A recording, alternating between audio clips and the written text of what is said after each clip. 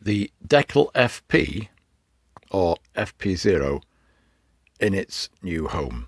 I say FP0 because this is one of the earliest ones made by Deckel. Some people call it the FP1 because it was the first model they made, but the FP1 is a universal machine.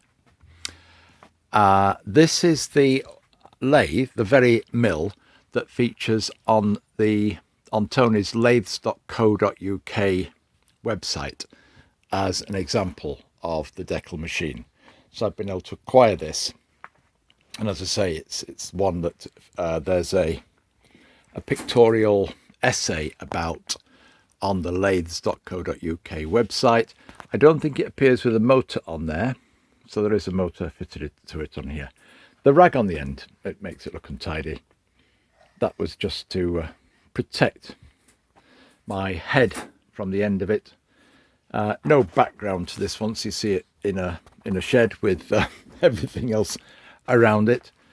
And I think I might have done another quick video of it when I first got it.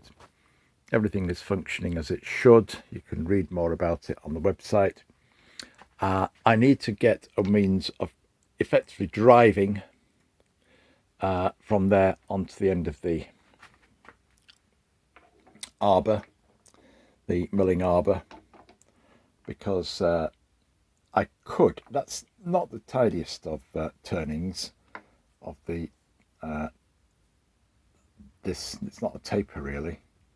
It's like a collet shape, but a drawbar in there may just about hold it, and this dog on there doesn't drive that very well, so I'm not satisfied with that.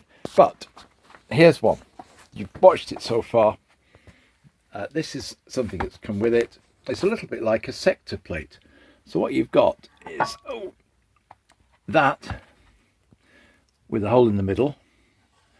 On the back of it, it's got a T-slot, cross T-slot, so that you can mount it on something. I'm assuming it can mount. But obviously something can swing round it. And the thing that would swing round it is this component, which has got a hole there and a hole there. And that, I think, mounts in the middle of it there. And that hole at the bottom would locate in the T-slot, the annular T-slot in it there. There's a fine graduation on there, marked out, so you can position it accurately. And this part is like a slide, a bit like a top slide. It slides in and out, and the locking of the slide is by a tapered,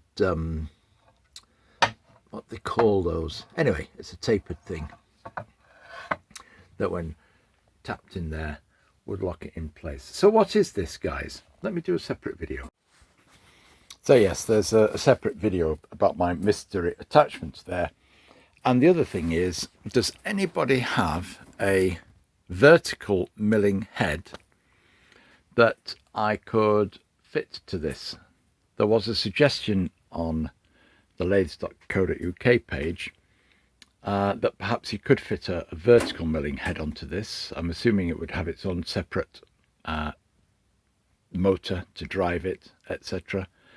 But if you undo these nuts, slide this support for the arbor back, then clamp them up again, what you've got is some tapped holes in the top here, which potentially could carry, if this, assume this is pushed back into there, then potentially could carry a vertical milling head on there. You know, bit of changing about to do, but it would allow you to do some vertical milling with this same machine.